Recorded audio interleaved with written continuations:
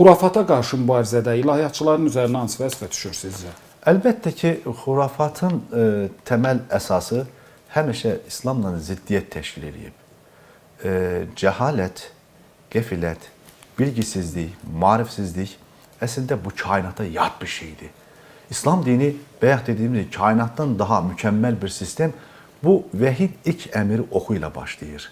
Oxu nə deməkdir? Düşünürsünüz, məsələn, 610-cu ildə bir mağaraya çəkilmiş bir insana Allah deyir ki, çıx bu mağaradan.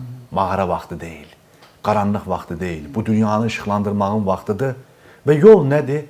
Yol insanı yetişdirməkdir. İnsanın düşüncəsini, qəlbini, təfəkkürünü, vicdanını, əslində o insan böyük kainatın kiçik modelini əgər yetişdirə bilsək, formalaşdıra bilsək ki, Peyğəmbərimiz Aleyhisselatü Vesselam aşirət düşüncəsindən, qəbilə düşüncəsindən, milli düşüncəsi olmayan, ümmət fikri olmayan insanların arasından ümmət şuurlu, yəni insanlığın o beynəlmiləl dəyərləri özündə ehtiva edən bir nəsili yetişdirdi. Quran-ı Kərim o nəsil haqqında deyir ki, mühacirlərdən və ənsarlardan və onlara gözəl şəkildə tabi olanlardan Allah razı oldu, onlar da Allahdan razı qaldılar.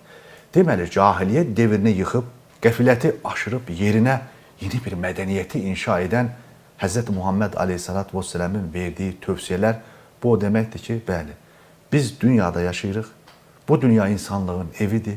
Burada adamın rənginə görə, burada adamın boynunun balacalığına görə və yaxud da dil fərqliliyinə görə, fərqli mədəniyyətlərdə olmasına görə əsla tənə edilməməlidir. Çünki Quran-ı Kərimin Hücurat surəsi var. 49-cu ayənin 18 ayədən ibarət olan bir surəsinin içərisində Rəbbimiz deyir ki, biz sizi qəbilələrə, xalqlara görə yaratdıq. Li tə'arafu. Yəni, bir-birinizi əsir tanıyasınız deyə. Li təqatəlu, bir-birinizi qırasınız, öldürəsiniz deyə deyil. Odur ki, Quran-ı Kərim deyir ki, bir insanı qurtarmaq, insanlığı qurtarmaqdır. Əslində bir insanı öldürmək, insanlığı öldürməkdir.